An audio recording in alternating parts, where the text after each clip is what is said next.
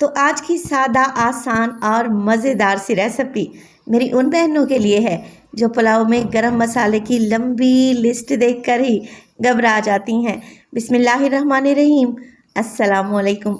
खुश रहें, आबाद रहें, जहाँ भी रहें हैप्पी रहें और हेल्दी रहें। तो मैं हूँ फ़ायज़ा और वेलकम करती हूँ आपको चटपटे पकवान में। अगर आप लोग भी रोज़ाना एक जैसी दाल गोश्त सब्ज़ी खाकर तंग आ चुके हैं तो ट्राई करें मेरी इस रेसिपी को। सादा पुलाव के साथ मैंने सर्व की है कैरी की ज़बरदस्त सी चटपटी खट्टी चटनी। खाकर मज़ा आ जाएगा आप लोगों को। रेसिपी को ज़रूर ट्राई करें। रेसिपी अच्छी लगे लाइक कर दें और चटपटे पकवान को सब्सक्राइब भी कर लें। तो चलें रेसिपी स्टार्ट कर लेते हैं। तो सबसे पहले सादा पुलाव बनाकर तैयार करेंगे जो कि चिकन पुलाव का टेस्ट देगा इंशाल्लाह। एक पतीली में डाला है मैंने तकरीबन आधा कप कुकिंग ऑयल या घी, कोई भी ले लें, और एक मीडियम साइज़ के प्याज को आप लोगों ने स्लाइस करके शामिल कर देना है। किसी गरम मसाले का इस्तेमाल नहीं करेंगे, सिर्फ़ और सिर्फ मैं इसमें डालूँगी सफ़ेद ज़ीरा। 1 टीस्पून डाल दें और फिर प्याज को फ्राई करें इतना कि इसका कलर लाइट गोल्डन हो जाए। जैसे ही हल्का सा प्याज का कलर चेंज होगा इसमें डाल दें 1 टेबलस्पून अदरक और लहसुन का पेस्ट। अब अदरक लहसुन के पेस्ट को भी आप लोग फ्राई करें 1 से 2 मिनट के लिए। अदरक लहसुन हल्का सा सुनहरा हो जाए, भुने हुए अदरक लहसुन की बहुत ही प्यारी खुशबू पुलाव में आएगी इंशाअल्लाह ताला। चलें जी, दोनों चीज़ें अच्छे से भुन चुकी हैं। अब इसमें डाल देंगे नमक। नमक डाल रही हूँ मैं 1 टीस्पून और डालेंगे इसमें पिसा हुआ गरम मसाला। तो पिसा हुआ गरम मसाला भी मैंने 1 टीस्पून ही डाला है। मिक्स करेंगे दोनों चीज़ों को। अब चावल के लिए पानी शामिल कर दें। पानी में 3 गिलास ले रही हूँ। चावल है मेरे पास 2 गिलास या फिर 750 ग्राम, 3 पाव के लगभग। 20 मिनट पहले चावल को मैंने भिगोकर रख दिया है। चलें जी, पानी में शामिल करेंगे 2 पुलाव क्यूब्स। हर जगह से इजीली मिल जाते हैं। इससे पुलाव का जायका बहुत ज़्यादा बढ़ जाएगा, क्योंकि ना ही हमने इसमें टमाटर का इस्तेमाल किया है, ना ही दही डाली है और ना ही कोई सब्ज़ी डाली है। तो पुलाव क्यूब्स डालने से बहुत ही अच्छा फ्लेवर आएगा चावल में। जैसे ही पानी में बॉयल आया मैंने इसमें शामिल कर दिए भीगे हुए चावल। चावल में कच्ची बासमती इस्तेमाल कर रही हूँ। साथ ही 3 से 4 हरी मिर्चें डालें डंडी निकाल कर। बड़ी ही प्यारी खुशबू आएगी पुलाव में।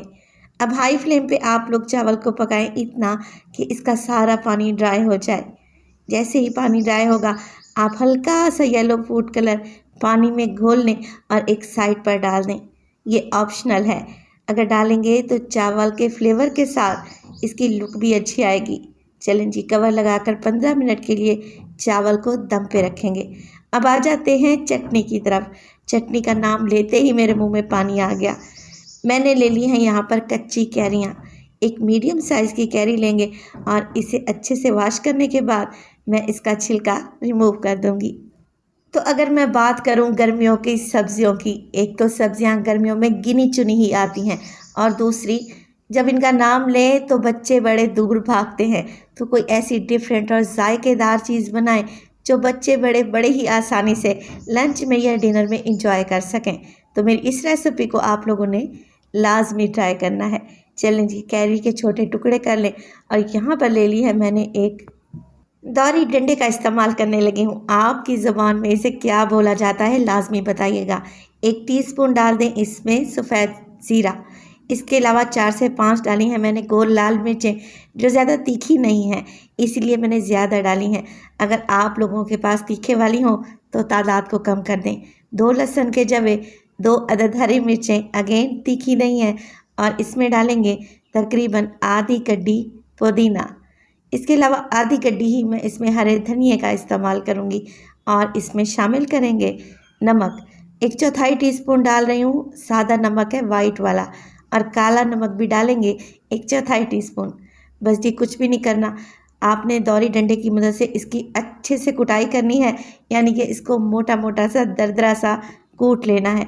अगर आप सोच रहे हैं कि ये काम हम मिक्सी जार में कर लें तो आपको वो जायका नहीं आना जो दौरी डंडे वाली चटनी में आएगा। सब चीज़ें दरदरी सी कूट लें। तो इसमें डालें एक मीडियम साइज़ का प्याज, रफली सा काट कर डाल दें। एक मीडियम साइज़ के प्याज को आप लोगों ने रफली सा काट कर डाल देना है और इसे भी कूट लेना है। क्योंकि हमने चटनी में नमक डाला है, सब चीज़ें अच्छे से आसानी से कुट जाएंगी। तो प्याज के बाद बारी आती है कैरी की, यानी कि इमली की। इमली डालेंगे और इसे भी मोटा मोटा सा कूट लेंगे, इसीलिए मैंने इसे छोटे टुकड़ों में काटा था ताकि कूटने में आसानी रहे। जब इसके ये छोटे छोटे से पीस मुंह में आएंगे ना, यकीन करें बड़े ही ज़बरदस्त लगेंगे। चटनी तैयार हो गई एकदम से, और हम इसे सर्व कर सकते हैं चावल के साथ, पराठों के साथ और सादा रोटी के साथ। चलें जी, पुलाव को चेक कर लेते हैं। माशाल्लाह से आप पुलाव की शक्ल देखें, लग रहा है ना टेस्टी। एक एक दाना पुलाव का खिला हुआ है और माशाल्लाह से लुक वाइज भी बेहतरीन है, और खुशबू तो इतनी अच्छी आ रही है जैसे मैंने चिकन पुलाव बनाया हो। पुलाव के साथ सर्व करेंगे ये खट्टी मीठी तीखी चटपटी कैरी की चटनी। एक दफ़ा इस कॉम्बिनेशन को आप लोगों ने लाजमी ट्राई करना है। तो रेसिपी को आप लंच में एंजॉय कर सकते हैं, डिनर में बना सकते हैं। रेसिपी बनाएं और अपना फीडबैक दें कि आपको मेरी रेसिपीज़ कैसी लग रही हैं। रेसिपी अच्छी लगे लाइक कर दें, चटपटे पकवान को सब्सक्राइब कर लें और अपने फैमिली और फ्रेंड्स में भी शेयर किया करें। अपना बहुत सारा ख्याल रखिएगा, फ़ाइज़ा को भी अपनी दुआओं में याद रखिएगा। मुझे दीजिए इजाज़त, टिल देन, अल्लाह निगहबान।